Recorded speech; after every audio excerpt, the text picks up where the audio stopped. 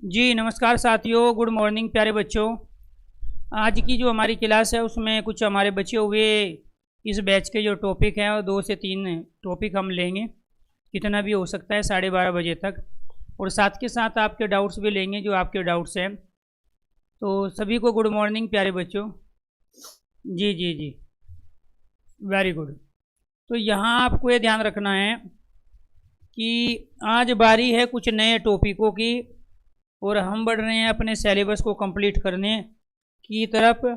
और कुछ टॉपिक हमारे बचे हुए हैं, जैसे एक तो पेडागोजी स्पेशल्स है जो टीचिंग के लिए आते हैं हमेशा, खासकर सी टेट में आते हैं। 1-2 क्वेश्चन यूपी टेट, रिट में, एस टेट में भी कई बार पूछा जाता है। टीचिंग मैथोलॉजी का, टीचिंग एप्टीट्यूड और पेडागोजी। वो जो रोबिन पूछ रहा है वही है। पेडागोजी कब करवाओगे? तो पेडागोजी आज स्टार्ट करेंगे पहली बात, ठीक है। सारी चीज़ प्लानिंग में है, ऐसे नहीं है पाइपलाइन में है, धीरे धीरे सब बाहर आ जाएगी, आपके पास पहुंचेगी। तो उसकी जो क्लास है पेडागोजी की, वो वीडियो डलवाएंगे प्यारे बच्चों हम, रिकॉर्डिंग वीडियो जो पहले है।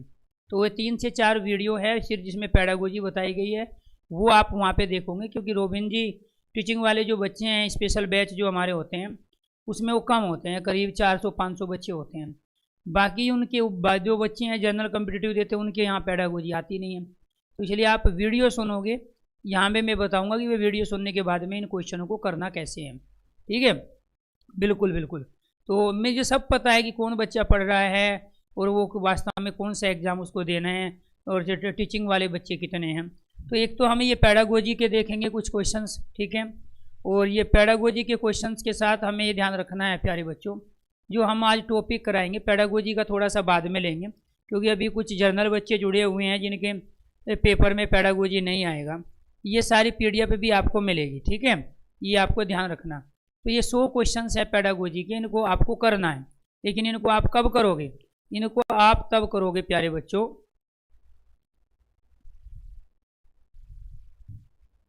इनको आप करोगे तब जब हम पहले ये टॉपिक पढ़ लेंगे।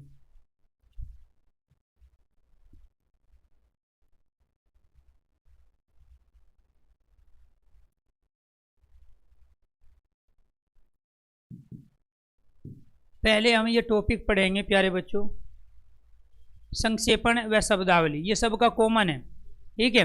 संक्षेपण क्या होता है और जो प्रशासनिक शब्दावली होती है वो क्या है।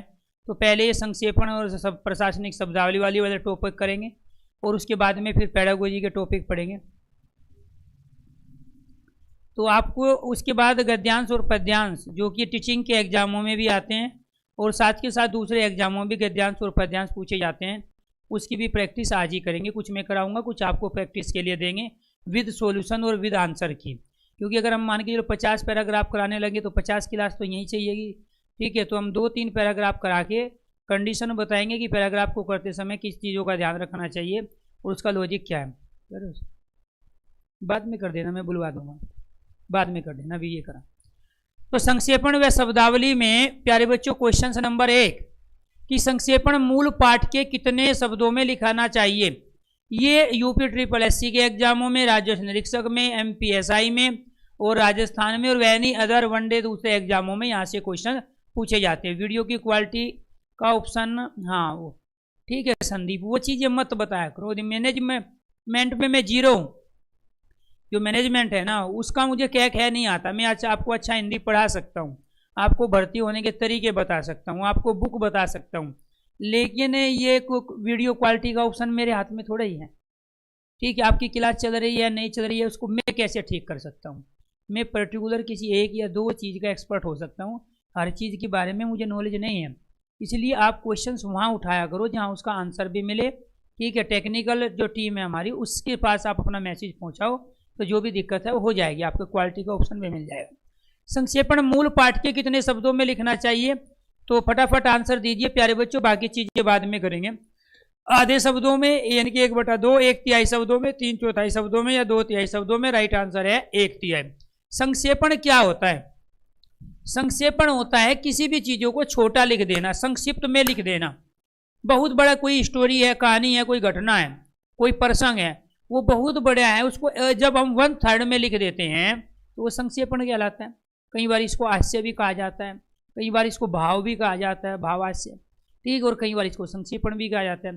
तो जब बहुत बड़ी घटना और कहानी होती है उसको कम से कम शब्दों में अभिव्यक्त करना होता है कि महत्वपूर्ण बिंदु छूटे ना, और जो बिना गैर जरूरी चीज़ें है उसको हम निकाल के उसको छोटा अगर कर देते हैं तो वो कहलाता है संक्षेपण। वो क्या कहलाएगा दोस्तों? संक्षेपण। तो क्वेश्चन नंबर 1 का राइट आंसर हुआ बी, ठीक है, 1/3 शब्दों में। व्यावसायिक पत्र के संबंध में सही कथन कौन सा है? व्यावसायिक पत्र के संबंध में, व्यावसायिक पत्र जो बिजनेस के पर्पज से पत्र लिखे जाते हैं उसके से संबंधित सही कथन बताइए। इनमें सब में डेफिनेशन भी आ जाएगी, पत्र जितने भी है, प्रार्थना पत्र, ठीक है प्यारे बच्चों, और उसके साथ साथ में ये इससे जुड़ा हुआ जो सारा टॉपिक है, डेफिनेशन भी इसमें छिपी हुई है, इनकी विशेषताएं भी इसी में छिपी हुई है। यहाँ पे करेंगे, ऐसे पत्रों में किसी विशिष्ट नियम या शब्दावली अथवा रूपरेखा की कोई आवश्यकता नहीं होती। देखो ये तो बात वो कह रहा है गलत। देखो क्यों कह रहा है कि ऐसे पत्रों में किसी विशिष्ट नियम की और शब्दावली की तो जरूरत पड़ेगी, और रूपरेखा, रूपरेखा अरे प्रारूप ही नहीं होगा तो फिर पत्र कहाँ रह जाएगा? जब प्रारूप ही नहीं होगा तो पत्र कहाँ रह जाएगा? तो इसलिए वो तो बात कह रहा है कि निम्नलिखित व्यावसायिक पत्र के संबंध में सही कथन कौन सा है। तो ये तो बिल्कुल भी ये कह रहा है आवश्यकता नहीं होती, ये तो बात गलत कह गया वो। ऐसे पत्रों में संबोधन, सम्बोध्य, महास्य आदि शब्दों को द्वारा किया जाता है, बात बिल्कुल सही है भाई, ये भी बात बिल्कुल सही है। क्योंकि हम जब भी किसी लिखेंगे, भाई व्यावसायिक पत्र क्यों लिखे जाते हैं? माल को मंगाने के लिए, माल को भेजने के लिए, और माल में कोई भी प्यारे बच्चों अदला बदली हुई है, कम ज़्यादा आया है, उसकी क्वालिटी क्वांटिटी में कोई कमी है, तब हम व्यावसायिक पत्र लिखेंगे। उस फर्म को लिखेंगे जो रजिस्टर्ड होती है, उस फर्म को लिखेंगे जिससे प्यारे बच्चों हम अपने माल को ले रहे हैं, अपना माल बेच रहे हैं। तो उसमें तो जिसको भी हम भेज रहे हैं उसका कोई एक जिम्मेदार आदमी होगा, उसका कोई मैनेजर होगा, उसका कोई सेक्रेटरी होगा, या उसका कोई मालिक होगा। तो उस मालिक के लिए, सेक्रेटरी के लिए, उस मैनेजर के लिए हमें संबोधन तो करना पड़ेगा, महोदय, महाशय आदि सब तो लगाना पड़ेगा उसके लिए। किसी भी कंपनी के मैनेजर से सामग्री या माल से संबंधी पत्राचार होता है। अब ये इसकी डेफिनेशन भी हुई। अब आप ये कहोगे सर जी आप व्यावसायिक पत्र क्या होती है, आपने तो पढ़ा है ही नहीं, ठीक है। यहाँ एक पंथ दो काज हो रहे हैं, प्रैक्टिकल चीज़ें और सामने उसके नियम भी, उसकी विशेषता भी, उसके लक्षण भी और उसकी डेफिनेशन भी। डेफिनेशन क्या हो गई व्यावसायिक पत्रों की? किसी भी कंपनी के मैनेजर से सामग्री या माल से संबंधित जहाँ पत्राचार होता है व्यावसायिक पत्र कहलाते हैं। दूसरी डेफिनेशन क्या हुई? ऐसे पत्रों में हम संबोधन, महोदय, महाशय आदि शब्दों का प्रयोग उस मैनेजर, सेक्रेटरी या मालिक के लिए करते हैं जो उस कंपनी का, फर्म का या फैक्ट्री का, कारखाने का होता है।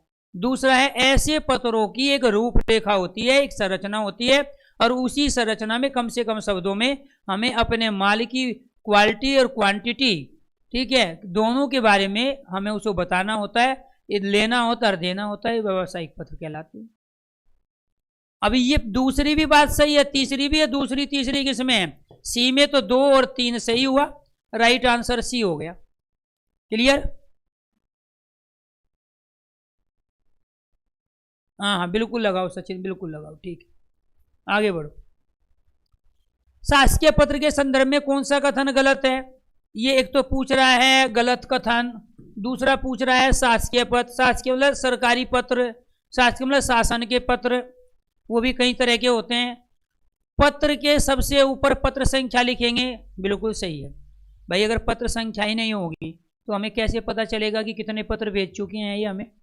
अब मान के चलो आपने मुझे पत्र भेजा, पत्र संख्या उस पर है नहीं, और मैंने वो पढ़ लिया, रख दिया, उस पर कोई एक्शन नहीं लिया, तो वहाँ पत्र संख्या में वो डिस्पैच नंबर होता है, इसको डायरी नंबर भी कहा जाता है, और वो सरकारी कार्यालय का एक ऑथेंटिक कोड होता है, ठीक है। तो वो जो भी भेजेगा उसको, तो वहाँ अपने रिकॉर्ड में भी मेंटेन रखेगा कि हमने इस डेट में इसके कार्यालय में ये सरकारी पत्र भेजा था, तो वो dispatch number, diary number with date देगा, और वो कहाँ लिखा जाता है?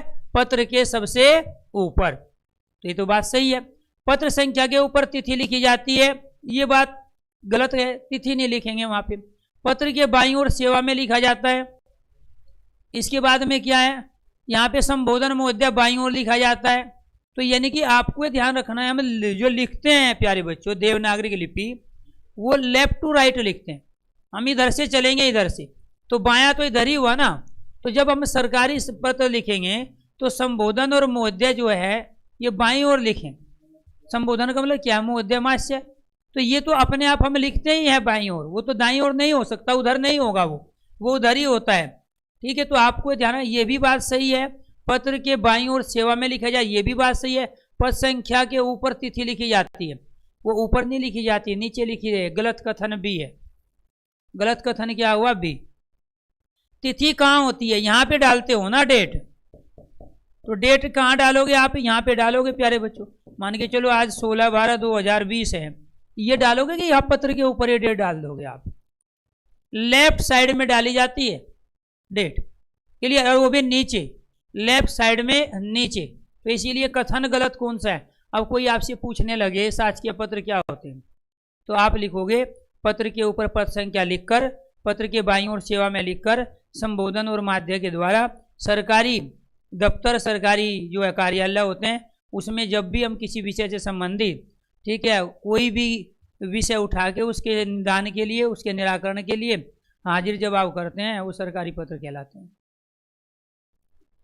नेक्स्ट, यदि कोई पत्र सभी संबंध कार्यालय को प्रेषित किया जाए तो उसे क्या कहते हैं। कोई पत्र है, लेटर है कोई, सभी संबंधित कार्यालय को, मान के चलो आप यूनिवर्सिटी में पढ़ते हो और यूनिवर्सिटी ने आपकी परीक्षा नहीं है, कोरोना की वजह से या किसानों की हड़ताल की वजह से आपकी परीक्षा को पोस्टपोन करना है, जो कि 19 तारीख को है, जेल वार्डन की। तो वहाँ अगर सरकारी जो दफ्तर है, यानी कि उत्तर प्रदेश सरकार जो उसको एग्जाम को कंडक्ट करा रहे हैं, वहाँ से एक पत्र निकलेगा और वो तमाम पत्र जिन जिन को भी पहुँचेगा वो ऑलरेडी बाईं ओर यानी कि लेफ्ट साइड में मेंशन होंगे कि ये एजुकेशन सेक्रेटरी को भी जाएगा, ये उस डिपार्टमेंट को भी जाएगा, पुलिस प्रशासन को भी जाएगा, स्कूल कॉलेज को भी जाएगा। ऐसे यूनिवर्सिटी से जब डेट पोस्टपोन्ड होती है या कोई एग्जाम होता है तो यूनिवर्सिटी से जो कॉलेज के प्रिंसिपलों को मिलता है, यूनिवर्सिटी से जो प्यारे बच्चों दूसरे जो डिपार्टमेंट है यूनिवर्सिटी के अंदर ही, जो परीक्षा नियंत्रक का होते हैं, ठीक है, एग्जामिनेशन इंचार्ज, उनके पास जो पहुंचेगा, ठीक है, और साथ साथ पुलिस थानों में जो चीज़ें इन्फॉर्मेशन दी जाएगी, तो वो जिसके लिए दिया जाता है वो क्या कहलाते हैं प्यारे बच्चों, अपने आप में परिपत्र। क्या कहलाते हैं वो, परिपत्र। अब मान के चलो कोई विषय है और उस विषय के लिए फिर यहाँ 1 2 3 4 5 इसको भी गया, इसको भी गया, इसको भी गया, इसको भी गया, वो लिखा होता है कि ये पत्र किस किस को भेजा है। तो वही कह रहा है, यदि कोई पत्र संबंधी कार्यालय को प्रेषित किया जाए तो उसे क्या कहते हैं, परिपत्र कहते हैं। अब यूनिवर्सिटी कोई भेजेगी तो अपने सारे कॉलेज को भेजना पड़ेगा, कॉलेज के जो बड़े अलग अलग संकायें हैं, विभाग है, उनको भेजना पड़ेगा। उसके साथ जो परीक्षा ले रहे हैं, परीक्षा नियंत्रक जो है उसको भी भेजना पड़ेगा, जो वित्तीय सचिव है उसको भी भेजना पड़ेगा। तो वित्तीय सचिव को, परीक्षा नियंत्रक को, कॉलेज के प्रिंसिपलों को, कॉलेज के प्यारे बच्चों दूसरे जो संबंधित छोटे छोटे घटक होते हैं निकाय, उनको जो भेजा गया है वो सारा परिपत्र कहलाया। तो परिपत्र क्या होता है, सभी संबंधी कार्यालय को भेजा जाता है। परिपत्र क्या होता है, सभी संबंधी कार्यालय को। प्राधिकारी के लिए सटीक अंग्रेजी शब्द बताओ। ऑफिसर, ऑथोरिटी, लॉर्ड, क्या होगा राइट आंसर, प्राधिकारी, ऑथोरिटी, जिसके पास उसकी पावर होती है। कहते हैं ना भी मैं इसके लिए प्राधिकारी नियुक्त नहीं हूं, ये मेरी ऑथोरिटी नहीं है कि मैं इस पे साइन कर दूं, मैं इसको पास कर दूं, या मैं आपको पैसा निकाल के दे दूं। तो यानी कि कहने का मतलब ये होता है कि जिसकी जो जिम्मेदारी होती है उस जिम्मेदारी के अनुसार ही जो वर्क कर रहा है उसी को प्यारे बच्चों हम क्या कहते हैं, प्राधिकारी कहते हैं। और वही क्या कहलाता है, ऑथोरिटी, कि मुझे ऑथोरिटी है या मुझे ऑथोरिटी नहीं है। तो राइट आंसर बी। इसके बाद है ऑर्डर के लिए सटीक शब्द बताइए, प्रशासनिक शब्द है। ऑर्डर किसे कहते हैं प्यारे बच्चों, आदेश को। क्वेश्चन नंबर 6 का राइट आंसर सी है। ऐसे ही पूछे जाते हैं। एफिडेविट का हिंदी में अनुवाद बताओ। एफिडेविट किसे कहते हैं, शपथ पत्र को। जब भी आपके डॉक्यूमेंट्स में कोई कमी है, आप जब भर्ती होंगे तो आपसे एक एफिडेविट जमा कराएंगे कि आप खुद वो लिखो, ठीक है, शपथ पत्र लिखो कि मैं घोषणा करता हूँ कि ये जो चीज़ें है इसको ये समझा जाए और कुछ दिनों के बाद में इसको सही करा के मैं इतने डेट में इतने दिनों के बाद इसको जमा कर दूंगा। तो ये क्या कहलाया, शपथ पत्र कहलाया, एफिडेविट। इसके बाद है पृष्ठांकन का अंग्रेजी अनुवाद। ये तो आपको पता ही है, जो चीज़ें हम अंकन करते हैं, संलग्न जिसको बोलते हैं, वही पृष्ठांकन कहलाता है, ठीक है। इसके बाद नोटिफिकेशन शब्द का हिंदी रूपांतरण बताइए। नोटिफिकेशन का मतलब होता है अधिसूचना, ठीक है। अब भर्ती की कोई अधिसूचना देनी है, सरकार ही हमेशा जो है, ये सरकार के जो कार्यालय होते हैं वो अधिसूचना जारी करती है, और वो बहुत सारे डिपार्टमेंट, विभागों के लिए और आम पब्लिक के लिए। तो नोटिफिकेशन का मतलब क्या हुआ, अधिसूचना, हिंदी में क्या बोलेंगे, अधिसूचना। ठीक है, इसके बाद क्या, संलग्न, क्या कहलाएगा प्यारे बच्चों, हाँ, तो राइट आंसर क्या हुआ, ए। जैसे फॉर एग्जाम्पल आप कोई फार्म भरते हो और फार्म भरने के साथ आपने पहले 10th की मार्कशीट लगाई, फिर 12th की लगाई, फिर ग्रेजुएशन की लगाई, इसके बाद मूल निवास, इसके बाद जाति प्रमाण पत्र। तो ये जो 5 चीजें आपने लगाई, तो ये 1 2 3 4 और यहाँ पे क्या लिखा होता है, संलग्न लिखा होता है, यानी कि जो कॉपी आपने दी है तो वो क्या कहलाए अपने आप में। ठीक है, तो इसको प्यारे बच्चों इसे ये नहीं कहते, ये नहीं होगा, राइट आंसर क्या होगा, ए होगा। इसके बाद है अधिसूचना का, तो अभी आपने किया था, नोटिफिकेशन हो गया, अधिसूचना का। इसके बाद है का हिंदी अनुवाद बताइए, तो क्या क्या लाएगा अपने आप में, क्या क्या लाएगा, अनुशंसा, कि हमने अनुशंसा कर दी है, आप जाके वहां से ले लेना, हमने उनको सिफारिश भेज दी है। ठीक है, इसके बाद निम्नलिखित में से कौन सा अनौपचारिक पत्र का उदाहरण है, कौन सा अनौपचारिक पत्र, अभी क्या पढ़े आपने, व्यावसायिक पत्र और शासकीय पत्र, ये क्या है, अनौपचारिक पत्र। मोहल्ले में बिजली की समस्या के लिए जिलाधिकारी को लिखा गया पत्र, ये अनौपचारिक नहीं होता है, तो औपचारिक पत्र होगा। अनौपचारिक पत्र होता है जहां हम खुद के व्यक्तिगत जो पत्र लिखते हैं, अपने दोस्तों को, अपने मित्र को, माता को, पिता को, अपने रिश्तेदारों को जो लिखा जाता है वो अनौपचारिक कहता है। फॉर्मल और इनफॉर्मल 2 तरह के पत्र होते हैं, औपचारिक और अनौपचारिक। तो अनौपचारिक में हम अपने सगे संबंधियों, मित्रों, यार दोस्तों, माता पिता, भाई बहनों को जो पत्र लिखते हैं वो अनौपचारिक के अंदर आते हैं। लेकिन जब हम सरकार से, राज्य सरकार से, केंद्र सरकार से या सरकारी कार्यालय, दफ्तरों या ऑफिस से कोई भी पत्र व्यवहार करते हैं तो वो औपचारिक पत्र कहलाता है। क्या कहलाता है, औपचारिक पत्र। तो मोहल्ले में बिजली की समस्या के लिए जिलाधिकारी को लिखा गया, जिलाधिकारी अपने आप में एक सरकारी संगठन, ठीक है, क्लियर। तो ये क्या कहलाएगा, ये तो औपचारिक कहलाएगा, वो पूछ अनौपचारिक रहा है। बहन के विवाह में शामिल होने के लिए मित्र को लिखा गया पत्र, राइट आंसर बी हुआ। ये पर्सनली लिखा गया ना, ये व्यक्तिगत कहलाया। व्यक्तिगत पत्र जितने भी होते हैं वो अनौपचारिक कहलाते हैं। गांव में पुस्तकालय खुलवाने के लिए जिला परिषद के अध्यक्ष को लिखा गया, ये भी सरकारी है, ये भी सरकारी है। इसके बाद प्रधानाचार्य को 2 दिनों के अवकाश के लिए, ये भी सरकारी है। यानी कि सरकार के किसी निकाय, सरकार के किसी आदमी को लिखा गया, किया गया पत्र व्यवहार औपचारिक कहलाता है, और व्यक्तिगत रूप से, व्यक्तिगत श्रेणी में किया गया पत्र व्यवहार अनौपचारिक कहलाता है। तो राइट आंसर क्या हुआ इसका, बी। आदेश का अंग्रेजी अनुवाद बताइए, हो चुका है, आदेश का ऑर्डर होता है, ये तो आप कर ही लोगे। ठीक है, टीचिंग का बताइए क्या कहते हैं, अध्ययन कहते हैं टीचिंग का। ठीक है, वो सॉरी, शिक्षण। टीचिंग क्या है, शिक्षण, अध्ययन नहीं है, वो तो स्टडी होगा। टीचिंग का क्या कहलाएगा दोस्तों, शिक्षण। इसके बाद में परिपत्र के संबंध में कौन सा कथन गलत है, ये कह रहा है परिपत्र। तो परिपत्र के संबंध में कौन सा कथन गलत है, परिपत्र क्या है, वो सभी सरकारी निकाय को भेजा जाता है, एक निकलेगा एक जगह से, जाएगा अनेक को। सबसे ऊपर परिपत्र संख्या लिखी जाएगी, बिल्कुल ठीक है।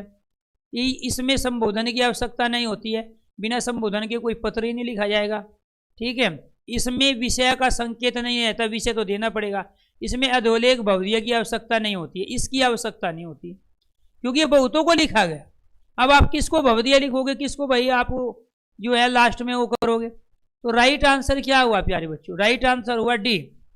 जो एक पत्र अनेक बॉडी को, अनेक निकायों को, विभाग को, संगठनों को, संस्थाओं को, इंस्टीट्यूट को, कॉलेजों को, सरकारी कार्यालय को भेजा जा रहा है लास्ट में, क्योंकि वो अपने आप में कोई एक व्यक्ति के द्वारा नहीं होता है, वो पूरी संस्था का, संस्थाओं के प्रति पत्र होता है, तो इसीलिए वहां पे इसकी आवश्यकता नहीं होती। अर्धशासकीय पत्र के संदर्भ में कौन सा कथन, अर्धशासकीय का मतलब है सरकार किसी सीनियर का जूनियर को और किसी जूनियर का सीनियर को लिखा गया पत्र, यानी कि सरकार का सरकार के द्वारा ही लिखा गया, सरकार को लिखा गया पत्र, अपने आप में डिपार्टमेंटली जो पत्र व्यवहार होते हैं वो क्या कहलाते हैं, अर्धशासकीय कहलाते हैं। जूनियर का सीनियर को, सीनियर का जूनियर को, कार्यालय का कार्यालय से, ऑफिस का ऑफिस से, सरकार का सरकार को, राज्य सरकार का केंद्र सरकार को, केंद्र सरकार का राज्य सरकार को किया गया पत्र व्यवहार अर्धशासकीय पत्र कहलाता है। इसका स्वरूप व्यक्तिगत पत्र के समान होता है, बिल्कुल गलत है। यह पत्र अन्य पुरुष में लिखा है, बिल्कुल ठीक। औपचारिक शब्दों से आरंभ करने की आवश्यकता नहीं होती है। प्राय समान स्तर के अधिकारी के साथ ऐसा पत्र व्यवहार होता है, ये बात गलत है। ठीक है, समान स्तर के अधिकारी, ये कह रहा है कि इसका स्वरूप व्यक्तिगत पत्र के समान स्वरूप तो हो सकता है, वो बात बिल्कुल सही है। ठीक है, अन्य पुरुष में लिखा जाएगा, ये भी बात सही है। औपचारिक पत्रों के आरंभ करने की आवश्यकता नहीं है, अरे सरकार का सरकार को तो औपचारिक तो रहेगा ही। ठीक है, तो इसीलिए यहाँ कह रहा है गलत कथन क्या है, तो ये गलत कथन ये हुआ, औपचारिक पत्रों से आरंभ करने की आवश्यकता, इसने नहीं का प्रयोग किया, अगर नहीं होता तो ये सही हो जाता कथन। ठीक है, प्राय समान स्तर के अधिकारी बिल्कुल करेंगे, जूनियर जूनियर को, सीनियर सीनियर को भी कर सकता है। समान स्तर के अधिकारी, जब कार्यालय कार्यालय को कर रहा है, सरकार सरकार को कर रही है, तो समान स्तर के अधिकारी भी कर सकते हैं। अधिसूचना प्रकाशित होती है किसमें? सरकारी गजट में, सरकारी पत्रिका में, किसी भी पत्रिका में, सामान्य पत्र रूप में, सरकारी गजट में। अधिसूचना कहाँ होगी? सरकारी। राज्य केंद्र सरकार का भी गजट होता है और राज्य सरकार का भी गजट होता है। तो जितनी भी अधिसूचनाएं होती है, जो नियमावली बनती है, अधिसूचना का मतलब है कि जो भी भर्ती निकलती है उस भर्ती की एक नियमावली होती है, और वो प्यारे बच्चों विधानसभा विधान परिषद में पास होके तब वो राज्यपाल के साइन हो गए, तब वो कानून के रूप में, नियमावली के रूप में, अधिसूचना के रूप में राज्य सरकार के गजट में लिखी जाती है। ऐसी कोई चीज़ लोकसभा राज्यसभा में पास हुई, राष्ट्रपति ने शासन किया, और जो केंद्र सरकार का सरकारी गजट है उसमें अगर चली गई तो वो क्या कहलाएंगे? तो आपको ये ध्यान रखना है प्यारे बच्चों, तो वो क्या कहलाता है अपने आप में? अधिसूचना। जो कहाँ होगी अधिसूचना? सरकारी गजट में होगी। अधिसूचना कहाँ होगी? सरकारी गजट में। इसके बाद प्यारे बच्चों, ये तो आप करते रहोगे प्रशासनिक शब्द। मच्छरों के प्रकोप के संबंध में शिकायत पत्र लिखना हो तो किसे लिखेंगे? अब मच्छर का प्रकोप है, स्वास्थ्य से संबंधित चीजें है, बीमारी फैलने का डर है, तो स्वास्थ्य अधिकारी को लिखोगे या प्रधानमंत्री को लिख दोगे डायरेक्ट? तो डायरेक्ट नहीं लिख सकते। जब स्वास्थ्य अधिकारी अपना काम नहीं निभाएगा तब आप उससे ऊपर वाले अधिकारी को, फिर उससे ऊपर लास्ट में जाओगे प्रधानमंत्री के पास, तो डायरेक्ट नहीं पूछोगे। मच्छर के प्रकोप से संबंधित शिकायती पत्र है तो वो स्वास्थ्य अधिकारी को लिखा जाएगा। मानवीय प्रधानाध्यापक, इसको भी नहीं है प्रधानमंत्री। शिक्षा अधिकारी को तो शिक्षा से संबंधित शिकायत लिखोगे। क्लियर? तो इसलिए स्वास्थ्य अधिकारी को लिखा गया पत्र, ये शिकायती पत्र क्या होगा? मच्छर का प्रकोप का स्वास्थ्य अधिकारी। ठीक है, जब कोई सरकारी पत्र ज्ञापन का कार्यालय ज्ञापन एक साथ अनेक को प्रेषित किया जाए उसे क्या कहते हैं? ये आ गई वही, ये सारी डेफिनेशन भी है, पत्रों की विशेषता भी है।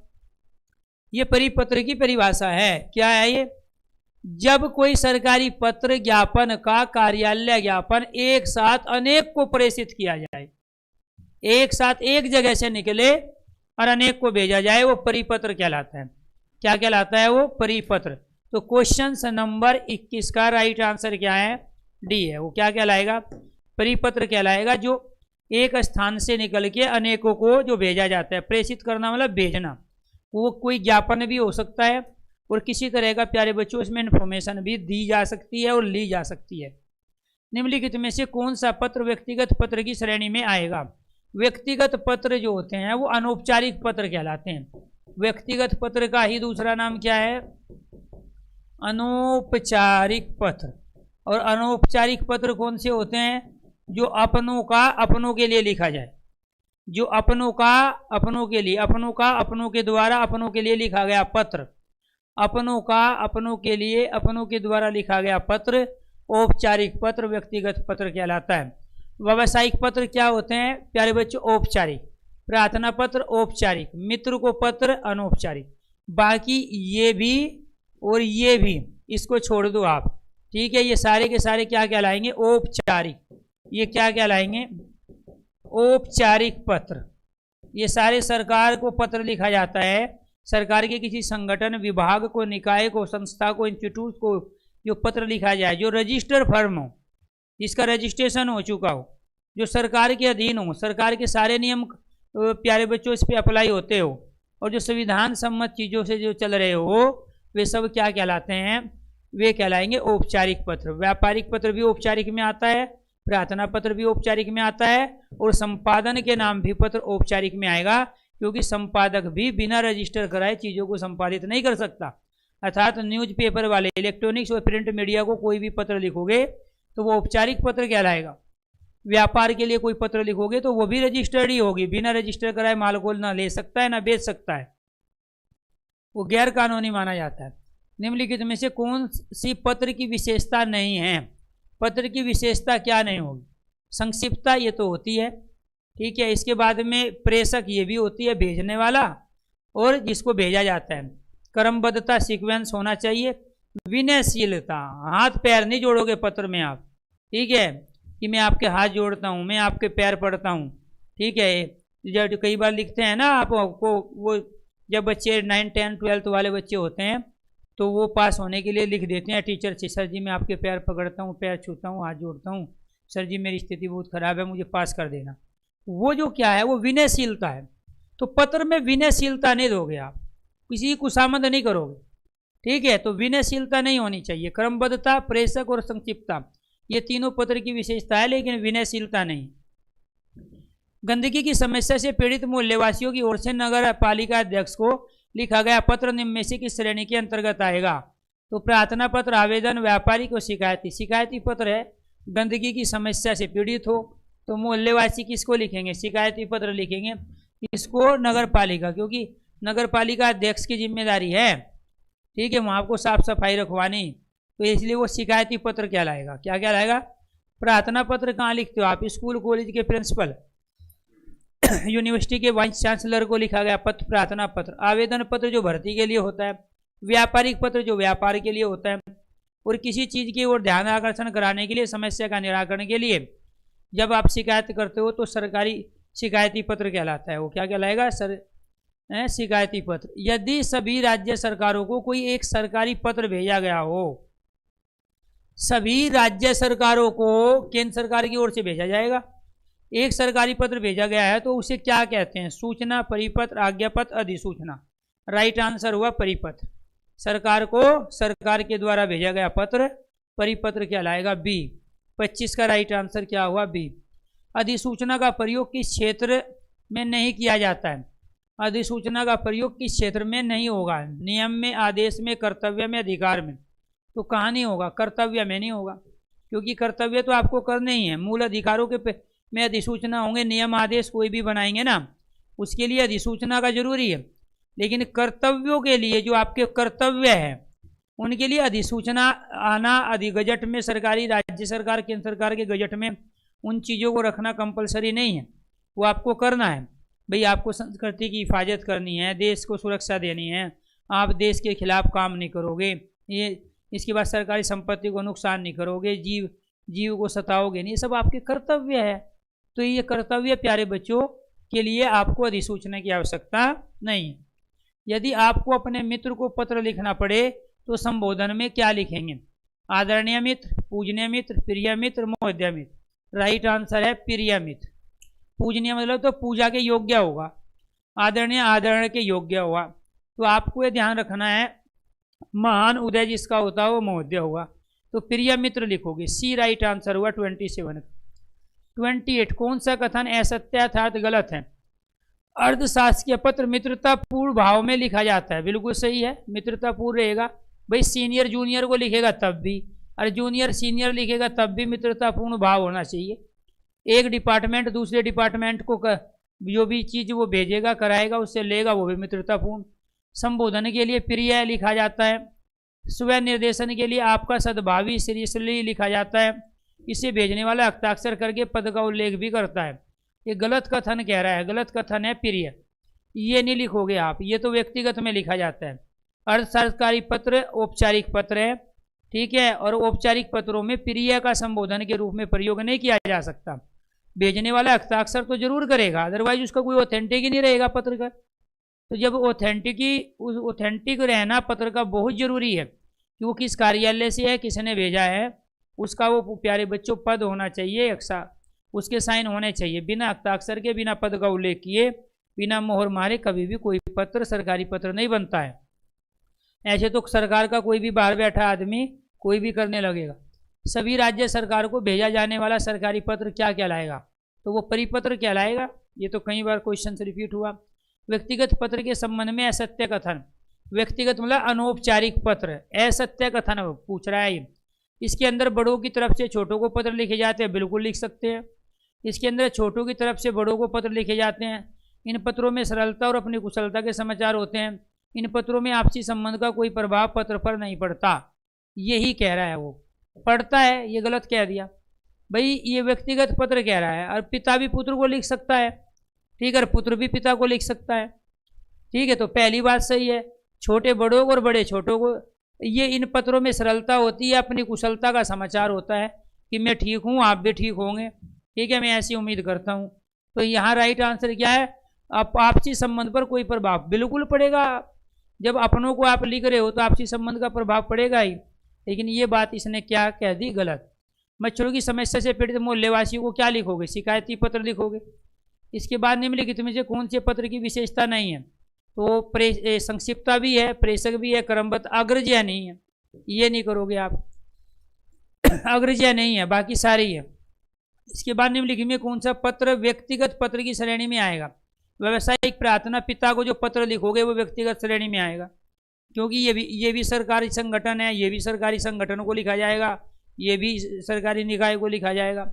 कौन सा पत्र औपचारिक पत्र के अंतर्गत नहीं आता, व्यक्तिगत पत्र जो है औपचारिक के अंदर नहीं आएगा, बाकी सारे आएंगे, क्योंकि व्यक्तिगत अपनों का अपनों के लिए अपनों के द्वारा लिखा जाता है, और बाकी प्यारे बच्चों सरकार से जुड़े होते हैं, ठीक है। कोई भी स्मारक पत्र, अनुस्मारक मतलब दोबारा से याद दिलाना, एक पत्र पहले भेज चुके हो, उस पर उन्होंने काम ही नहीं किया, अमल ही नहीं किया, उसका रिस्पॉन्स नहीं दिया, फिर दूसरा पत्र भेजते हो उसको दोबारा से याद दिलाने के लिए। स्मरण मतलब होता है याद दिलाना, अनुस्मरण मतलब है पीछे की चीज़ों को याद दिलाना, अनु मतलब पीछे, स्मरण याद।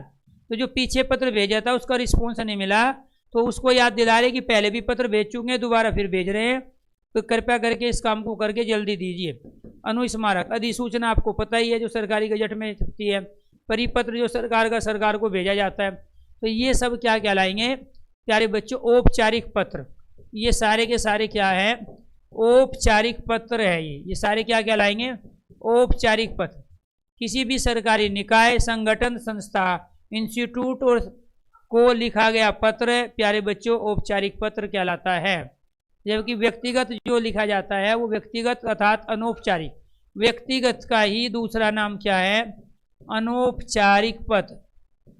अनौपचारिक पत्र क्या कहलाता है, व्यक्तिगत पत्र कहलाता है, ठीक है। जब एक अधिकारी दूसरे अधिकारी को व्यक्तिगत शैली में पत्र लिखता है तो उसे क्या कहते हैं, शासकीय या अर्धशासकीय। कई बार चर्चा कर चुका हूँ, अर्धशासकीय पत्र क्या रहेगा। एक विद्यार्थी को अपने स्कूल के प्रधानाचार्य को अभिनिवेदन में क्या नहीं लिखना चाहिए, निवेदक, भवदीय, आपका आज्ञाकारी, शिष्य, प्रार्थी। तो क्या नहीं लिखना चाहिए, कह रहा है एक विद्यार्थी को अपने स्कूल के प्रधानाचार्य को अभिवेदन में जो नीचे लिखते हैं क्या नहीं लिखना चाहिए, भवदीय भी लिख सकते हैं, आपका आज्ञाकारी शिष्य भी, प्रार्थी भी, निवेदक नहीं लिख सकते हैं, ठीक है। तो आपको ये ध्यान रखना है, निवेदक, ठीक है। इसके बाद है प्रदूषित पानी से महामारी की आशंका से संबंधित में शिकायत पत्र लिखना हो तो किसे लिखेंगे, मानवीय स्वास्थ्य अधिकारी को, क्योंकि स्वास्थ्य अधिकारी की जिम्मेदारी है ये। बाढ़ पीड़ितों की सहायता के संबंध में पत्र लिखना हो तो किस अधिकारी को लिखेंगे, लेखाधिकारी को। लेखाधिकारी तो लेखा जोखा रखता है पैसे कहाँ कितने खर्च हुए, कितने टैक्स आया, वो सब उसका लेखा जोखा रखता है। जिलाधिकारी, कुलपति, कुलपति यूनिवर्सिटी का काम देखेगा। आचार्य महोदय अपने आप में स्कूल में जो सीनियर टीचर होता है। राइट आंसर क्या होगा, जिलाधिकारी। अरे बाढ़ पीड़ितों की सहायता करनी है, आप डायरेक्ट किसी की सहायता नहीं कर सकते, आपको जिलाधिकारी से परमिशन लेनी पड़ेगी कि मैं ये मेरे पास ये सामान है, मैं देना चाहता हूँ, इनकी हेल्प करना चाहता हूँ, तो वो जिलाधिकारी से परमिशन लेके ही आप किसी की मदद कर सकते हो। अदरवाइज वहाँ ऐसे कुछ भी प्यारे बच्चों वहाँ नुकसान हो सकता है। आप अपनी आईडी दोगे, जिलाधिकारी परमिशन देगा, जब मर्जी जो करना है आप करते रहो। इसके बाद है अपने पिता को पत्र लिखना हो तो संबोधन में क्या लिखोगे, मानवीय महोदय बिल्कुल नहीं, प्रिय मित्र नहीं, पूजनीय, प्रिय आत्मजा। राइट आंसर है आत्मजा, ठीक है। आप उसकी आत्मा से जन्म लियो इसीलिए आत्मजा। पिता क्या है, आत्मजा, ठीक है। अधिसूचना का प्रयोग किस क्षेत्र में नहीं किया जाता, नियम में, आदेश में, कर्तव्य में नहीं किया जाता। यदि आपको अपने मित्र को पत्र लिखना पड़े तो संबोधन में क्या लिखेंगे, प्रिय मित्र लिखेंगे। इसके बाद कौन सा कथन असत्य गलत है, अर्थशास्त्रीय पत्र मित्रतापूर्ण भाव में लिखे जाते हैं, ठीक है। संबोधन में प्रिय श्री लिखा जाता है, स्वनिर्देशन के लिए भवदीय लिखा जाता है। जहाँ पर प्राप्तकर्ता का पूरा नाम लिखा जाता है उसके ऊपर सेवा में लिखा जाता है। तो यहाँ जहाँ पर प्राप्तकर्ता का नाम लिखा जाता है उसके ऊपर सेवा में, तो ये अर्थशास्त्र की मित्रतापूर्ण भाषा में होंगे। प्रियश्री ये लिखना पड़ेगा। स्वनिर्देशन के लिए बहु दिया होगा, राइट आंसर डी नहीं होगा। ठीक है, ये असत्य कथन हुआ। सभी राज्य सरकार को भेजा जाने वाला पत्र परिपत्र कहलाया। ठीक है, शासकीय पत्र की क्या विशेषता नहीं है, ये सारी आ गई। एक को छोड़ के बाकी जो है वो सारे तीनों इसकी डेफिनेशन, इसकी विशेषता हो गई। सरकारी पत्र की वैधानिक प्रमाणता में प्रस्तुत किया जा सकता है, बिल्कुल है। ऐसे पत्र अन्य पुरुष शैली में लिखे जाते हैं। ऐसे पत्रों में व्यक्तिगत परिचय का अभाव होता है तथा ये पूर्ण रूप से औपचारिक होते हैं। ठीक है, इस प्रकार के पत्रों की भाषा मित्रतापूर्ण होती है। ऐसे पत्र अन्य पुरुष में, ये अन्य पुरुष में नहीं लिखे जाएंगे। ठीक है, बाकी इसमें भाषा भी मित्रतापूर्ण रहेगी, व्यक्तिगत परिचय का अभाव रहेगा, अपने बारे में नहीं बताएंगे, इसकी वैधानिक प्रमाणिकता होती है। बी को छोड़ के बाकी सारे सही है। निम्न में से कौन सा विकल्प शासकीय पत्र से संबंधित नहीं है? अब देखो शासकीय पत्र से रिलेटेड कितने पॉइंट्स आ गए, अब खुद अपने नोट्स तैयार करोगे आप इनमें से। ठीक है, इस प्रकार के पत्रों में नपेतुले, संक्षिप्त व संतुलित शब्दों का प्रयोग किया जाता है, बिल्कुल सही। इस प्रकार के पत्रों में उत्तम पुरुष एक वचन शैली में, ये हुई बात। इस प्रकार के पत्रों का सरकारी कामकाज के सरकारी विभाग कार्यालय द्वारा पत्राचार के लिए सबसे अधिक प्रयोग किया जाता है। ऐसे पत्रों का एक निश्चित प्रारूप शैली होने के कारण पत्रों को लिखते समय उन प्रारूपों पर विशेष ध्यान दिया जाता है। ये हुई ना बात, ये नहीं है। ठीक है, उत्तम पुरुष एक वचन शैली में, अब नहीं तो बताया ना हमने वहाँ क्या होता है। तो नपेतुले होंगे, संक्षिप्त होंगे, सरकारी विभाग कार्यालय को भेजा जाएगा, निश्चित प्रारूप होगा और उस प्रारूप पे ध्यान दे के चीज़ों को आपको लिखना है। निम्नलिखित में से कौन सा विकल्प शासकीय सरकारी पत्र से संबंधित है? शासकीय मतलब सरकार का पत्र, सरकारी कार्यालय ऑफिसों का पत्र। ये क्या होगा? यह सदैव अन्य पुरुष शैली में लिखा जाता है। यदि पत्र लंबा है तो कोई परिच्छेदों में बांटा जा सकता है। पत्र के अंदर प्रथम परिच्छेद या पैरों की संख्या नहीं लिखी जाती, यह प्राय समान स्तर के अधिकारी को लिखा जाता है। अन्य पुरुष में सदैव कह रहा है ना, ये सदैव नहीं लिख सकते हो आप, सदैव मतलब हमेशा अन्य पुरुष शैली में। बाकी प्यारे बच्चों ये सारे सही है। ठीक है, लंबा नहीं होगा, परिच्छेदों में बांट दोगे अगर लंबा हो गया। प्रथम परिच्छेद पैरों संख्या नहीं लिखी जाती, वो बताते भी नहीं है कितने पैराग्राफ है। यह प्राय समान स्तर के अधिकारी को भी लिखा जा सकता है। तो निम्नलिखित में से कौन सा विकल्प शासकीय पत्र से संबंधित है? कभी कभी यह पत्र गोपनीय भी होता है, बिल्कुल। संक्षेप में इस पत्र को डीओ कहा जाता है, बिल्कुल कहा जाता है। इस पत्र में अभिवादन के लिए प्रियश्री, आदरणीय, मेरे प्रियश्री या प्रिय महोदय शब्दों का प्रयोग होता है। सरकार के कामकाज में इस प्रकार के पत्रों का प्रयोग सबसे अधिक होता है। राइट आंसर है सी। संक्षेप में इसे डीओई भी कहेंगे, गोपनीय भी हो सकता है सरकारी पत्र, लेकिन इसमें प्रिय महोदय, प्रियश्री, आदरणीय, मेरे प्रियश्री, ये सारे संबोधन इस तरह से नहीं हो सकते हैं। आदरणीय का प्रयोग करें, लेकिन ये इसने सारे प्रयोग किए हैं, इस वजह से हम सब नहीं। या तो महोदय लिख रहे हैं तो प्रिय महोदय लिखने की आवश्यकता नहीं, प्रिय लिख रहे हैं तो श्री लिखने की आवश्यकता नहीं, श्री लिख रहे हैं तो प्रिय लिखने की आवश्यकता नहीं है। कौन अर्ध सरकारी या अर्ध सरकारी पत्र की विशेषता नहीं है?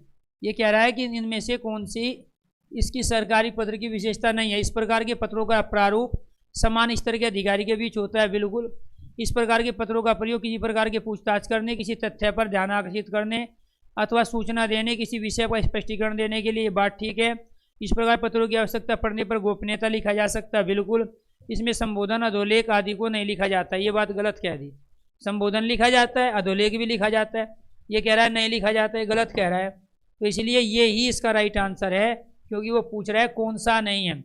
ये तो सारी विशेषता है, ये भी है, ये भी है, ये भी है, लेकिन राइट ये इसकी विशेषता नहीं है। इसीलिए अब सरकारी पत्र क्या होते हैं, अर्ध सरकारी क्या होते हैं, औपचारिक अनौपचारिक पत्र क्या होते हैं, व्यक्तिगत पत्र क्या होते हैं, व्यावसायिक पत्र क्या, उसकी दुनिया भर की डेफिनेशन, उसकी विशेषताएं आई है। वही अलग अलग करके क्वेश्चन में से आप एक पेज पे चीज़ों को नोट करके अपने नोट्स तैयार कर सकते हो।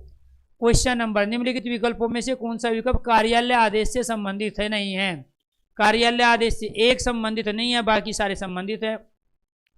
इस प्रकार के पत्र आदेशात्मक होते हैं, सदैव वरिष्ठ द्वारा कनिष्ठ को लिखे जाते हैं। ये राजभाषा अथवा वैकल्पिक राजभाषा में लिखे जाते हैं तथा इसमें अन्य पुरुष शैली का प्रयोग किया जाता है। यह सदैव राष्ट्रपति राज्यपाल के नाम से जारी होता है, ये गलत कह दिया, ये नहीं है। राज्यपाल और राष्ट्रपति के नाम से जारी नहीं होते। इनका उल्लंघन करने वाले कर्मचारियों पर अनुशासनात्मक दंडात्मक कार्रवाई की जा सकती है। जो ये कह रहा है ना, यह सदैव राष्ट्रपति और राज्यपाल के नाम, ये बात गलत कह रहा है, बाकी सारे ठीक है। लास्ट क्वेश्चन ले रहा हूँ, क्वेश्चन नंबर है 50। कौन सी विशेषता कार्यालय आदेश से संबंधित नहीं है? यह संगठन की नीतियों नियमों को सभी कार्मिकों तक पहुंचाने का सर्वोत्तम तरीका है। बिल्कुल सही बात है। इस पत्र में केवल पदसूचक उपाधियों का ही वर्णन होता है, शैक्षिक उपाधियों का नहीं। इस पत्र में कार्यालय, विभाग, मंत्रालय, सरकार के नाम के बाद पत्र संख्या का उल्लेख करके आदेश दिया जाता है। इस पत्र में संबोधन, अधोलेखा आदि को नहीं लिखा जाता। ये बात गलत कह रहा है। अरे लिखा जाता है, ठीक है, कुछ न कुछ तो जरूर लिखते हैं। तो ये क्या कहलाया, डी। ये रहे हमारे प्यारे बच्चों क्या, क्वेश्चन। ये पीडीएफ आपको मिल जाएगी, आपको इसको करना है।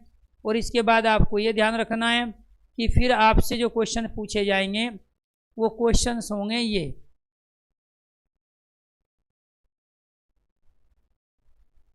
ये भी आपको करने हैं।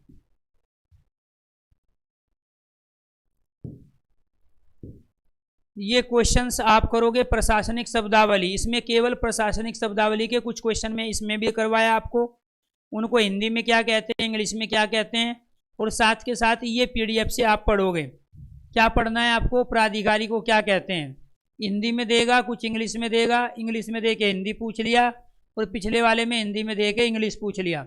ऐसे ही प्यारे बच्चों आपसे ये क्वेश्चन पूछे जाएंगे। अपरिहार्य को इंग्लिश में क्या बोलेंगे, ठीक है। इसके बाद में नागरिक सुरक्षा के लिए कौन सा शब्द प्रयोग करोगे, ठीक है। इसमें बताइए इसको क्या कहते हैं, शिष्टाचार क्या।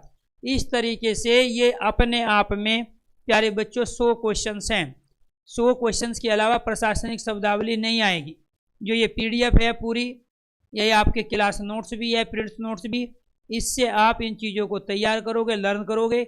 इसका लॉजिक कुछ नहीं है।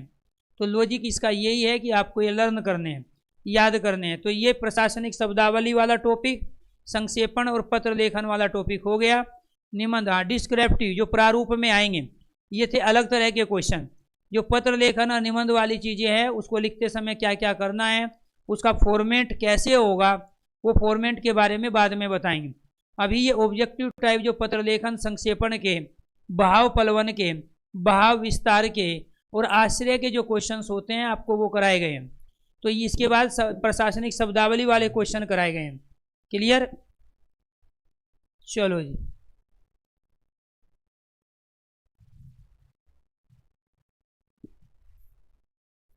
इसके बाद करेंगे पेडागोजी के क्वेश्चंस। किसके क्वेश्चंस करेंगे, पेडागोजी के क्वेश्चन।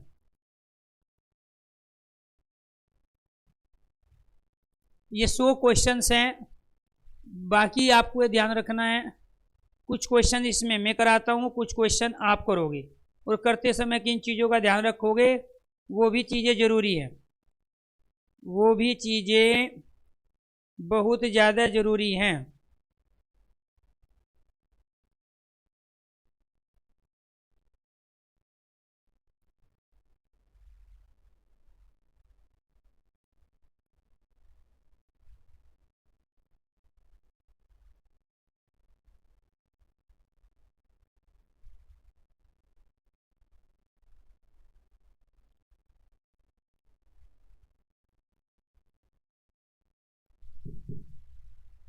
चलो जी, अब ये केवल जिनको टीचर बनना है ये उनके लिए क्वेश्चंस हैं कि हिंदी को सिखाते समय एक टीचर होने के नाते आपको किन किन चीज़ों का ध्यान होना चाहिए। बच्चा हिंदी को कैसे सीखता है, टीचर हिंदी को कैसे सिखा सकता है, अर्थात लर्निंग उसकी कैसे करा सकता है, और लैंग्वेज डेवलपमेंट कैसे कर सकता है, उसको हम कहते हैं पेडागोजी अर्थात शिक्षा शास्त्र। शिक्षा शास्त्र एक ऐसा कॉन्सेप्ट है जो कहीं ना कहीं टीचर की जो पूरी ट्रेनिंग होती है, उस ट्रेनिंग के अंदर उसको किस तरह से ट्रेंड किया जा सकता है, और वास्तव में बच्चे के अंदर क्या क्या वीकनेस होती है, उस वीकनेस को टीचर कैसे फ्रंट पे लाके उनकी कमजोरियों को दूर कर सकता है। ये जो सारा प्रोसेस होता है टीचर से बच्चे तक चीज़ें पहुंचाने का और बच्चे की ऑल ओवर पर्सनालिटी डेवलपमेंट करने का, उन सभी तौर तरीके को हम पेडागोजी अर्थात शिक्षण शास्त्र कहते हैं। ये सब्जेक्ट वाइज पेडागोजी होती है। हिंदी के अंदर एज ए हिंदी के टीचर आपकी जो मेन ड्यूटी है वो ड्यूटी है केवल ये कि बच्चे की कम्युनिकेशन स्किल डेवलपमेंट होना चाहिए, अभिव्यक्ति की क्षमता उसमें होनी चाहिए। केवल किताबें पढ़ाना टीचर का काम नहीं होता है, किताबों के अलावा भी बच्चा किस तरह से अपने आप को मौखिक, लिखित और सांकेतिक रूप में अभिव्यक्त कर पा रहा है, यही टीचर का अंतिम और सबसे बड़ा उद्देश्य होता है। किताब घर पे उसकी मम्मी, उसकी दीदी, उसका बड़ा भाई, उसके पापा आपसे ज़्यादा अच्छी पढ़ा सकते हैं, लेकिन टीचर का काम है ऑल ओवर पर्सनालिटी डेवलपमेंट। वो ऑल ओवर पर्सनालिटी डेवलपमेंट तब होगी जब उसके पास कम्युनिकेशन स्किल होगा, अर्थात वो अपनी बात को आपको समझा दे और आपकी भी बात को वो सुनकर समझ ले। इसी को हम कम्युनिकेशन स्किल्स बोलते हैं। अब इसको कैसे करेंगे? बाकी जो बच्चे हैं जिनके पास जो टीचिंग की तैयारी नहीं कर रहे हैं, जिनको CTET, UP TET, super TET नहीं देना है, जिनको HTET रिट नहीं देना है, टीचर नहीं बनना है लाइफ में, वो इस क्लास को अब से, इस वाले सेशन को जो 12-10 के बाद सेशन स्टार्ट हो रहा है उसको अटेंड ना करे। ये सिर्फ टीचिंग वालों के यहीं पे ही क्वेश्चंस पूछे जाते हैं। प्राय छोटे बच्चे अपनी बात कहने के लिए क्या है, एक वाक्य का प्रयोग करते हैं, हमेशा रोते और चिल्लाते हैं, 1-2 पदीय वाक्यों का प्रयोग करते हैं, अलंकारिक भाषा का प्रयोग करते हैं। तो आपको ये ध्यान रखना है, पेडागोजी के अंदर आपको 3 चीज़ों के नोट करनी है। एक तो आपको चाइल्ड सेंटर रहना है, अर्थात जो भी कराओगे बच्चे को केंद्र में रख के कराओगे। वहाँ मेन भूमिका जो होती है वो बच्चे की होती है, ना कि टीचर की, ना किताब की होती, ना शिक्षण की। ये सारी भूमिकाएं बाद में। पहले केंद्र बिंदु जो होगा हर चीज़ का वो बच्चा होगा। आप बच्चों के लिए बच्चों के द्वारा ही वर्क कराओगे। दूसरी चीज़ आपको ये ध्यान रखना है कि आप बच्चे की एक्टिविटी के साथ साथ, बच्चे की क्रिया के साथ साथ आप खुद भी इन्वॉल्व होंगे। तो यानी कि जहाँ टीचर और बच्चा एक साथ काम कर रहा होगा वहाँ अधिगम भी होगा और वहाँ भाषा का विकास भी होगा। इसलिए वो एक्टिविटी अपने आप में बेस्ट एक्टिविटी होती है जहाँ टीचर और बच्चा दोनों एक साथ मिलकर काम कर रहे हैं। तीसरी चीज़ का आपको ये ध्यान रखना है, समावेशी शिक्षा, इंक्लूसिव एजुकेशन, सबका साथ सबका विकास। आपकी क्लास में 40 बच्चे हैं, आपको 40 के 40 बच्चों पे ही ध्यान दे के आगे बढ़ना है। किसी भी व्यक्तिगत भिन्नता वाले बच्चे को अर्थात विशिष्ट बालक की श्रेणी के बच्चे को आप इग्नोर नहीं कर सकते। इसलिए अपना शिक्षण कार्य करते समय, पढ़ते और पढ़ाते समय आप तमाम उन बच्चे की व्यक्तिगत भिन्नता का ध्यान रखोगे। फोर्थ बात, आप बच्चों की रुचि के अनुसार, बच्चों की योग्यता, बच्चों की क्षमता और बच्चे की सामर्थ्य के अनुसार ही चीज़ों को लेके आगे बढ़ोगे, ना कि अपने अनुसार। इसलिए जब भी शिक्षण सहायक सामग्री प्रयोग करो, जब भी शिक्षण की विधियों का प्रयोग करो, तो वे शिक्षण की विधियाँ और शिक्षण सहायक सामग्री ऐसी होनी चाहिए जिसमें हर व्यक्तिगत भिन्नता वाला बच्चा अपने आप को जुड़ाव महसूस करे और उसकी भी ऑल ओवर पर्सनालिटी डेवलपमेंट हो। पांचवी और लास्ट बात, आप जो भी कुछ कर रहे हो क्लास के अंदर, पुस्तक पढ़ा रहे हो या नहीं पढ़ा रहे हो, एक्टिविटी करा रहे हो या बच्चों से बात कर रहे हो, उन सब के पीछे एक ही रीजन होता है और वो होता है कम्युनिकेशन स्किल डेवलपमेंट, अभिव्यक्ति की क्षमता, भाषा प्रयोग, भाषा दक्षता को बढ़ाना। भाषा दक्षता तब आएगी जब आप मौखिक रूप से भी इन्वॉल्व होंगे, लिखित रूप से भी कार्य कराओगे और सांकेतिक रूप से अर्थात बॉडी लैंग्वेज का प्रदर्शन करके, भाव भंगिमाओं के द्वारा, इंप्रेशंस के द्वारा जब प्रदर्शन करके बच्चे जब आपको यानी भाषा के माध्यम से रिएक्ट करेंगे, तभी हम कहेंगे कि इसका कम्युनिकेशन स्किल हो गया है। तो अपने आप में क्वेश्चन नंबर 1, प्राय छोटे बच्चे अपनी बात कहने के लिए एक वाक्य का प्रयोग करते हैं, हमेशा रोते चिल्लाते हैं। 1 या 2 पद वाक्य, छोटे बच्चे, प्राय छोटे बच्चे 1-2 पदीय वाक्यों का प्रयोग करते हैं। क्वेश्चन नंबर 1 का right answer C, very good. इसके बाद में क्या है, भाषा लिपि है, मुख्य रूप से लिखित होती है, हमारे विचारों की समवायिका है, गौण रूप से मौखिक है। भाषा मौखिक भी है, लिखित भी है, और भाषा लिपि नहीं है, वो लिपि में लिखी जाती है। भाषा के लिखने का एक ढंग है, भाषा अलग चीज़ है, लिपि अलग है। तो भाषा क्या है, अब हमारे विचारों को अभिव्यक्त करने का माध्यम, लिपि क्या है, लिखने का ढंग। ये जो लिखे गए हैं ये देवनागरी लिपि में लिखे गए। तो हिंदी की और संस्कृत की जो लिपि है देवनागरी लिपि है, और देवनागरी की लिपि निकली थी ब्राह्मी लिपि से। इसलिए क्वेश्चन क्या है, भाषा हमारे विचारों की समवायिका है, अर्थात हमारे विचारों को एक स्थान से दूसरे स्थान पर ट्रांसफर करवाती है। हिंदी भाषा के सतत व व्यापक मूल्यांकन में कौन सा अधिक सहायक नहीं होता? सतत मतलब निरंतर, व्यापक मतलब डिटेल से। यानी कि पढ़ाई के दौरान अगर अधिगम करना है, लर्निंग करना है, डेवलपमेंट विकास करना है, तो 2 चीज़ों का ध्यान रखना चाहिए। एक तो कंटिन्यूटी होनी चाहिए, निरंतरता होनी चाहिए, चीज़ें सतत चलनी चाहिए, प्रीवियस नॉलेज के साथ जोड़ के चलनी चाहिए, उसमें ब्रेक नहीं होना चाहिए। दूसरी चीज़ ये ध्यान रखना है, व्यापक डिटेल में, घर की चीज़ों को विद्यालय से, विद्यालय की चीज़ों को घर से, पुस्तक को बच्चे के घर परिवार से, और घर परिवार की चीज़ों को बच्चों की पुस्तक के साथ जोड़ के आपको डिटेल में बच्चों के पास एक आधार रखना चाहिए, ताकि वो चीज़ों को लिंक करके बहुत अच्छे तरीके से चीज़ों को सीखे और समझे। तो यहाँ कह रहा है कि सतत व व्यापक मूल्यांकन, कि हम स्कूल के अंदर भी इसका प्रयोग करते हैं।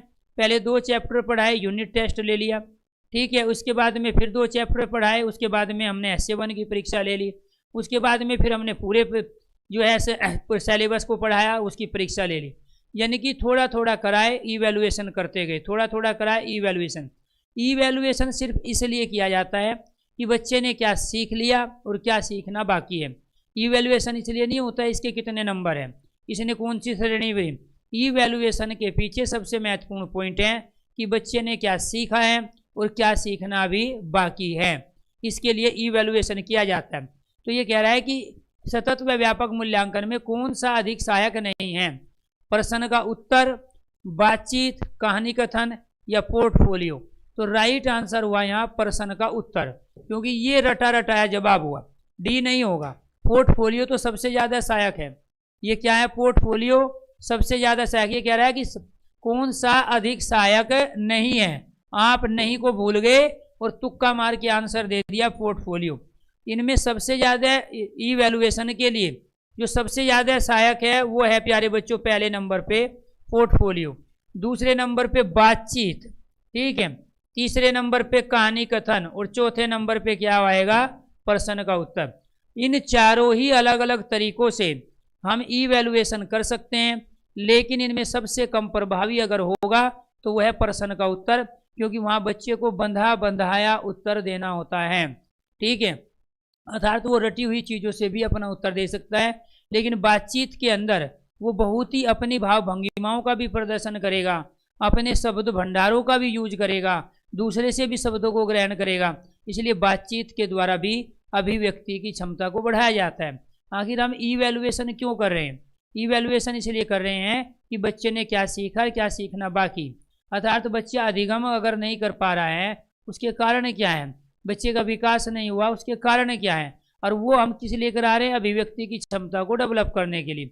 अभिव्यक्ति की क्षमता कब बढ़ेगी सबसे ज़्यादा, जब पोर्टफोलियो होगा उसमें बच्चे का, जब वो स्कूल में आया वो उससे पहले का रिकॉर्ड रहता है, एक ऐसा रजिस्टर होता है, एक ऐसा रिकॉर्ड होता है जो हमेशा मेंटेन होता है। उसमें हम बच्चे के पास जब वो आया, जिससे उसका वेट कितना है, उसकी एज कितनी है, किस क्लास में पढ़ता है, कौन सा सब्जेक्ट वीक है, कौन से सब्जेक्ट में अच्छा है, उसको कितनी अटेंडेंस उसकी पीछे रही है, पिछले साल कितनी अटेंडेंस आज है, उसको कब कब दिक्कत हुई, कब कब खेलों में भाग लिया, और कैसी उसकी परफॉर्मेंस रही, क्लास के अंदर उसकी एक्टिविटी किस तरह की होती है।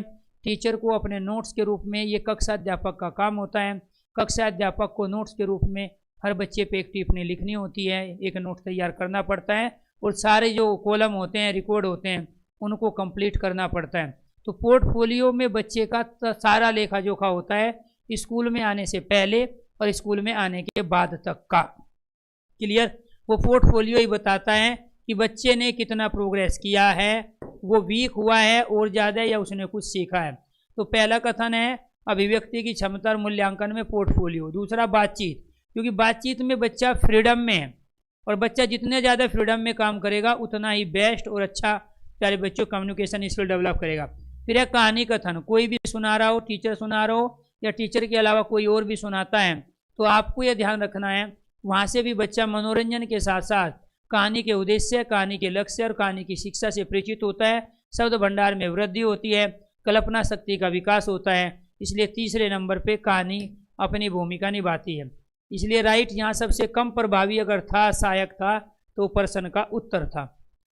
गुरुजी आपसे पढ़ने के बाद यूपी पुलिस कांस्टेबल में 37 सही हैं, गुरुजी आपका आशीर्वाद बना रहे। बिल्कुल होगा, सभी के साथ आशीर्वाद है, तो अच्छी बात है बेटे। अगर आप 37 क्वेश्चन सही करते हो तो मेरा हमेशा मानना ये है कि आप 100% परफॉर्मेंस कर सकते हो। ये एक ऐसा सब्जेक्ट है, ये एक ऐसा विषय है जिसको सीक्वेंस में धैर्य से, पेशेंस रखे, नए ढंग से सीख लिया तो 100% परफॉर्मेंस होगी। लेकिन पुराने ढंग से सीखोगे तो ज़िंदगी में कामयाबी नहीं मिलेगी। चीज़ें बदल गई है, इसलिए आपको ध्यान रखना है, ठीक है।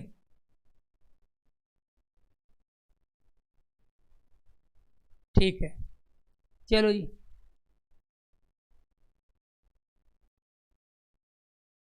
हाँ हाँ, तो पेडागोजी के 3 लेक्चर आज ही अपलोड होंगे रोबिन, उनको सुनना ध्यान से, मज़ा आ जाएगा आपको, ठीक है।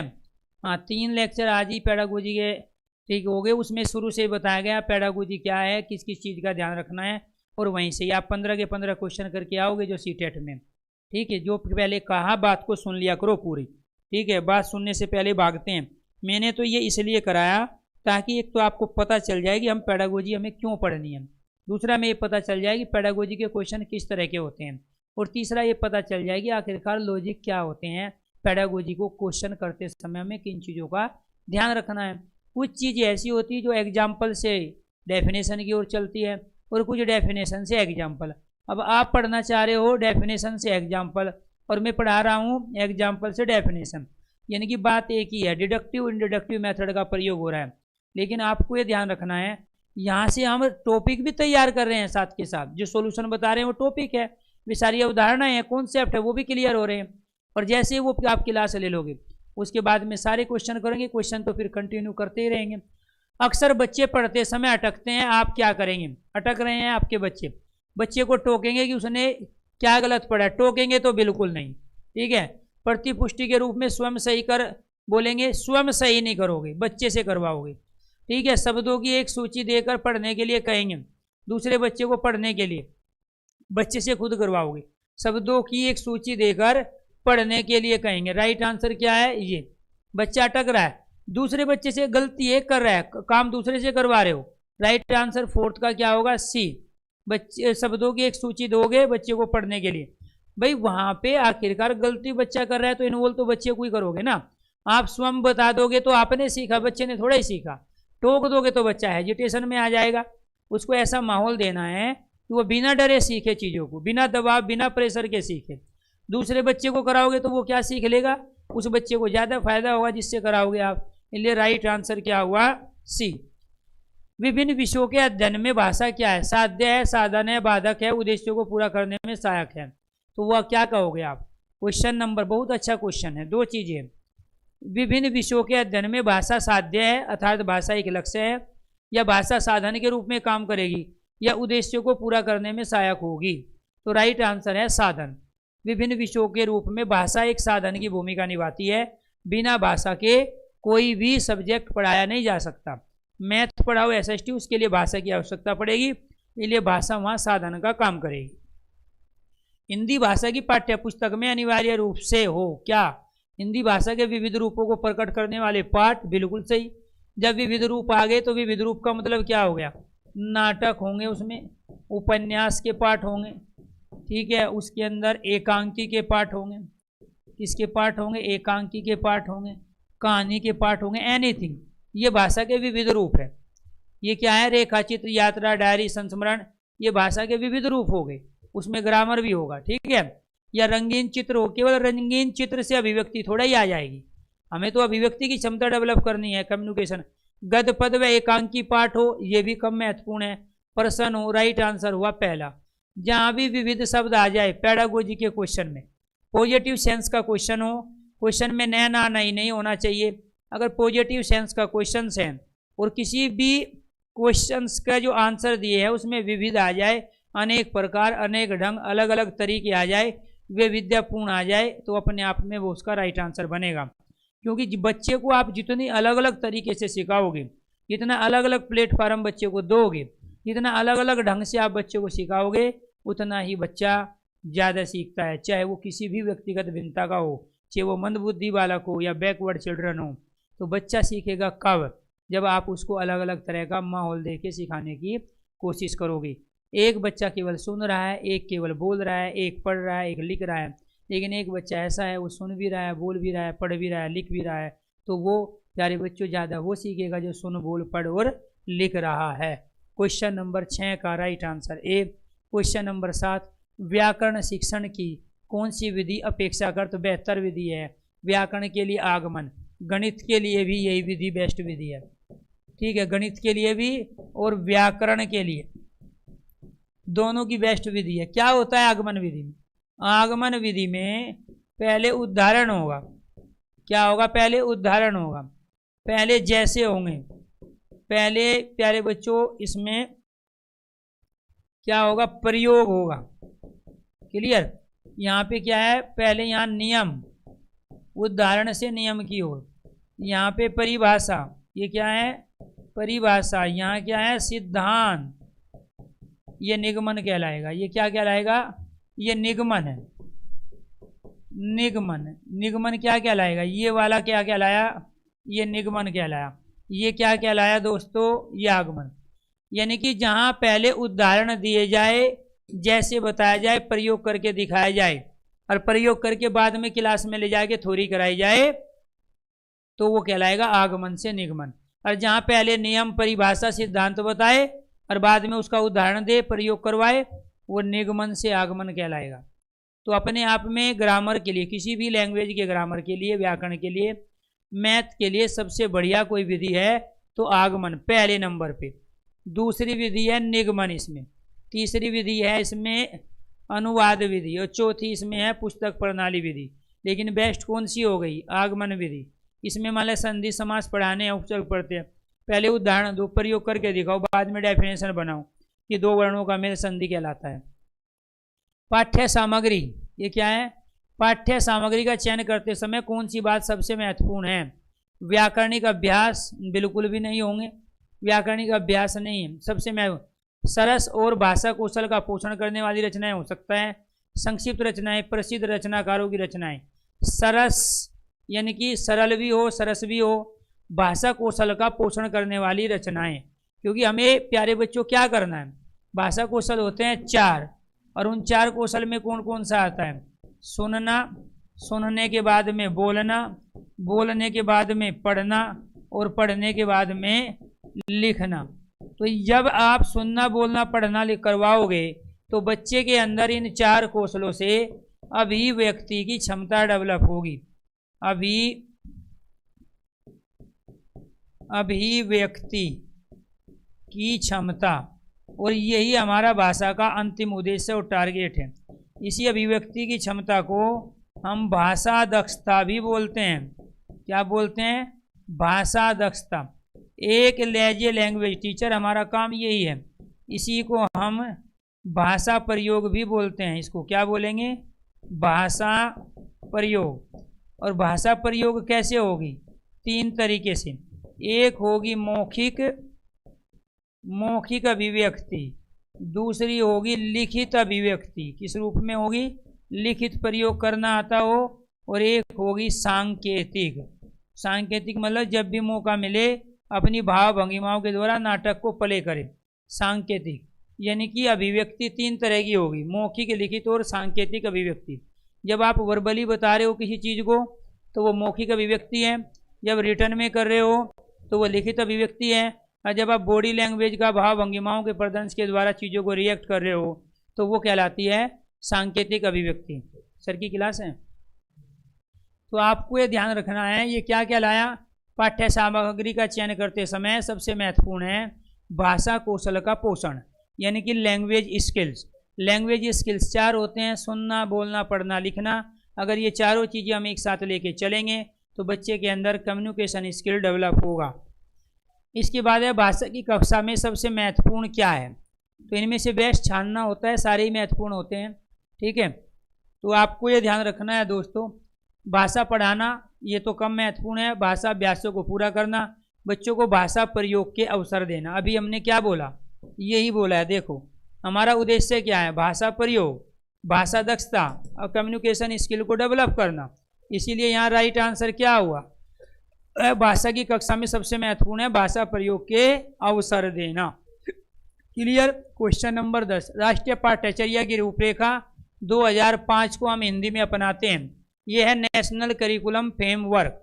नेशनल करिकुलम फ्रेमवर्क क्या करता है, NCERT के द्वारा और SCERT के द्वारा एक ऐसा डिजाइन तैयार किया जाता है, एक ऐसा करिकुलम तैयार किया जाता है जो भारत की आवश्यकताओं को, भारत की बच्चों की, प्यारे बच्चों, जिज्ञासा को और भारत के बच्चों की जो महत्वाकांक्षाएं, इच्छाएं हैं, उनको ध्यान में रखकर भारत की आवश्यकताओं को जो हम पूरा करने के लिए कोशिश करते हैं कि नीड क्या है, हमें किस तरह का नागरिक चाहिए, किस तरह के इंसान चाहिए, उनकी सभी आवश्यकताओं की जो पूर्ति करे, उनको ध्यान में रखकर हम एक करिकुलम तैयार करते हैं। ठीक है, तो क्या है, दूसरी भाषाओं के अध्ययन में बाधक मानती है। राष्ट्रीय पाठ्याचार्य की रूढ़ भाषा को दूसरी भाषाओं के अध्ययन में बाधक मानती है नहीं, शब्द भंडार से जोड़कर देखती है, केवल व्याकरणिक तत्वों से जोड़कर देखती है, विद्यार्थी को व्यक्तित्व के सर्वाधिक समर्थ संसाधन मानती है। ये हुआ, यानी कि विद्यार्थी के व्यक्तित्व को सर्वाधिक, यानी कि ऐसा व्यक्तित्व का निर्माण करना जो एक सशक्त नागरिक बने, जो एक मजबूत इंसान बने, जो अपने आप तो अपनी आजीविका चलाए ही दूसरों के भी आजीविका का खुद ही कारण बने और उनको नौकरी दिलाए। तो ऐसे ही प्यारे बच्चों, एक सच्चा कंप्लीट सुपरमैन आदमी को तैयार करना, ये राष्ट्रीय पाठ्यचर्या 2005 का कहना है। ये राष्ट्रीय पाठ्यचर्या 2005 हिंदी के परिप्रेक्ष्य में 4 बातों की बात करता है। एक तो लोकतांत्रिक मूल्यों को बढ़ावा देने वाला पाठ्यक्रम होना चाहिए हिंदी का। दूसरा है बाल केंद्रित होना चाहिए, बच्चों का बच्चों के लिए, बच्चों के द्वारा। तीसरा समावेशी शिक्षा का पालन होना चाहिए, सबका साथ सबका विकास। और चौथा है केवल और केवल एज ए लैंग्वेज टीचर, और बच्चे का जो काम होता है वो होता है भाषा प्रयोग, भाषा दक्षता, अभिव्यक्ति की क्षमता, अर्थात भाषा का विकास करना, ना कि पुस्तकों को पढ़ाना।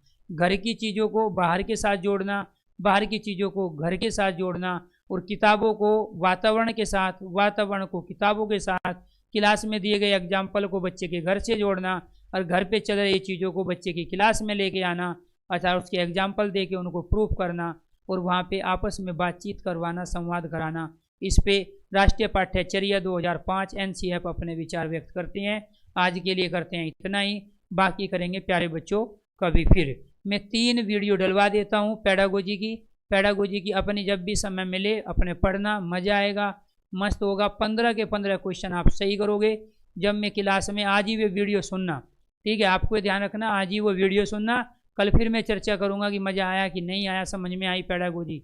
फिर कोई भी पेपर उठाना, 2011 से लेके 2019 तक जितने भी CTET के पेपर हुए हैं, चाहे लैंग्वेज फर्स्ट हो चाहे लैंग्वेज सेकंड हो, दोनों में 15-15 पैडागोजी के क्वेश्चंस आते हैं।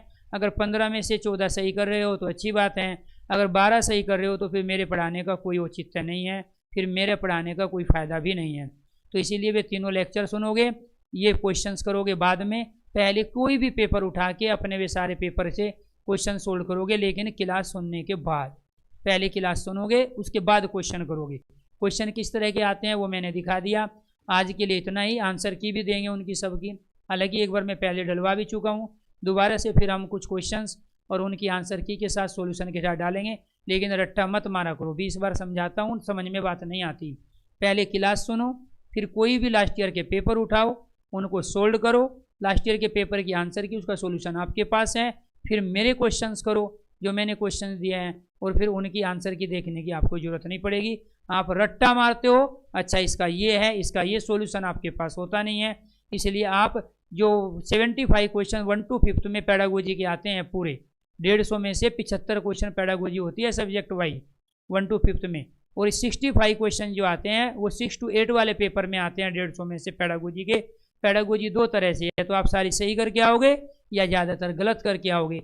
और बिना पैडागोजी को समझे हुए सब्जेक्ट वाइज आप कभी CTET को क्लियर नहीं कर सकते। या तो आपकी 2 लैंग्वेज ऐसी हो, हिंदी संस्कृत या हिंदी इंग्लिश, जिसमें आप कम से कम 50 नंबर ला सकते हो, तब CTET होता है। या आपको पैडागोजी की समझ हो तब CTET होता है। SST पढ़ने से, मैथ पढ़ने से, चाइल्ड डेवलपमेंट पढ़ने से, EVS पढ़ने से कभी भी CTET नहीं होता। उससे नंबर आते हैं 70, 80, 85, लेकिन 70 पे किसी का सिलेक्शन नहीं होगा। या तो 90 लाने हैं, रिजर्व कैटेगरी में है तो 83 लाने हैं। सिलेक्शन आपका तभी होगा CTET में, बाकी टेट में, जब आप जनरल कैटेगरी के हो, 150 में से 90 लेके आओ। हाँ, आपको ये ध्यान रखना है। अभी हमने जो टॉपिक ऑलरेडी करा चुके हैं रस छंद अलंकार, वो आप वहीं से ही करोगे। आपको कंटिन्यू जो क्लास है उसमें रहना जरूरी होता है, और इसमें हम ये सारे के सारे टॉपिक करा चुके हैं। ये पैडागोजी वाला सेशन बचा था, और बाकी हमारा इस बैच में मैक्सिमम 99.5% सिलेबस हो चुका है, 0.5% बचा है, वो आने वाली क्लासों में कंप्लीट कराएंगे। धन्यवाद।